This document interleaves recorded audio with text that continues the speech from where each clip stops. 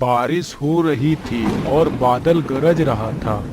काली अंधेरी रात में मोंटी और रवि एक पुरानी हवेली खरीदने के लिए प्रॉपर्टी डीलर राणा से बातचीत करके सबसे कम कीमत में खरीद लेता है और उस हवेली के अंदर चला जाता है।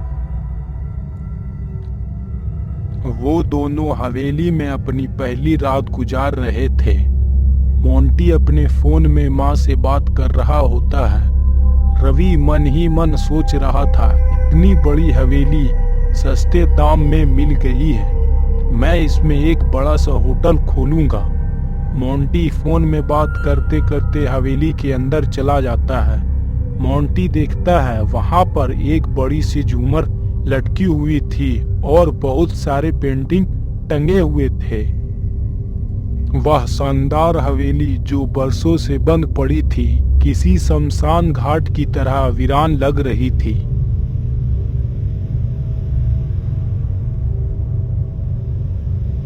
रवि, क्या तुम्हें नहीं लगता है यहाँ सब कुछ अजीब है? मैंने गांव वाले के मुंह से भूत और प्रेत की बात सुनी है, मुझे बहुत डर लग रहा है। हंसते हुए रवि ने कहा, मोंटी तुम ये सब बात कब से मानने लगे हो? इस गांव के सभी लोग अजीब हैं, उनकी बात छोड़ो, हम इन गांव वालों की तरह कम पढ़े और पिछड़े हुए नहीं हैं। फिर भी तुम इस बेकार की बात के पीछे पड़े हुए हो। ये फालतू की बात सोचना बंद करो, तुम जाकर आराम करो और मुझे भी आराम करने दो। तभी अचानक से हवेली की सारे दरवाजे एक साथ जोर जोर से बजने लगी और लाइट अचानक बंद चालू होने लगा। इससे पहले वो दोनों कुछ समझ पाते, कुत्ते की रोने की आवाज आने लगी। मोंटी बोला, ये सब क्या हो रहा है? जरूर हवेली में कुछ है। रवि ने बोला, मोंटी डरने की कोई बात नहीं है, यहाँ इस तरह की आंधियाँ चलती रहती है और जानवरों की आवाज आती रहती है। ये बोलकर दोनों सोने के लिए चला जाता है। जैसे ही रात के 12 बजते हैं, लड़की की रोने की आवाज आने लगती है। मोंटी उठकर खिड़की से झांकने लगता है। तभी अचानक लाल जोड़े पहनी हुई औरत उसके सामने से तेजी से पार हुई। ये देखकर मोंटी बेहोश हो जाता है। मोंटी की गिरने की आवाज सुनते ही रवि की आंख खुल जाती है। रवि देखता है मोंटी खिड़की के पास गिरा पड़ा होता है। रवि दौड़कर मोंटी के पास जाता है। मोंटी, क्या हुआ तुझे? उठो मोंटी। रवि भागकर पानी लाता है और मोंटी के मुंह पर मारता है। मोंटी आंख खोलता है और जोर जोर से रोने लगता है और बोलता है, यार हम लोगों को यहाँ नहीं आना चाहिए, हम लोग बहुत बड़ी गलती कर दिए हैं। तभी अचानक से रवि की कंधे पर खून की बूंद गिरता है। रवि खून देखकर बहुत डर जाता है और वह जोर से चिल्लाकर मोंटी के पास जाकर खड़ा हो जाता है और वो दोनों जोर जोर से रोने लगते हैं।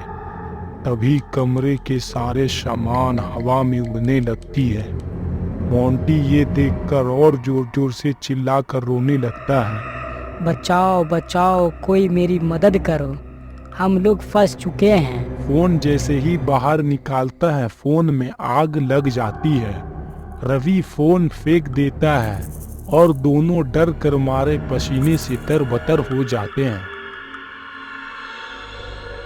तभी अचानक से कमरे में धुआं उठती है और सब कुछ शांत हो जाता है।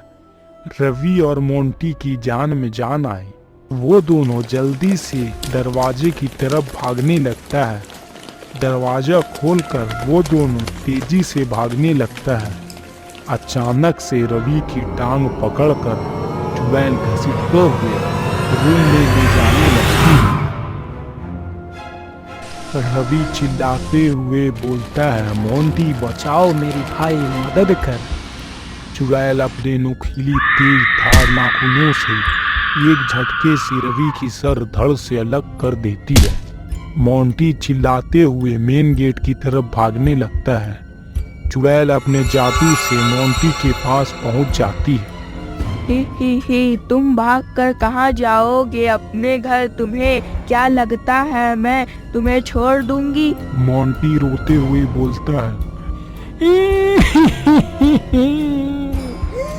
तुम हम लोगों को क्यों मार रही हो? हम लोग तुम्हारे क्या बिगाड़े हैं?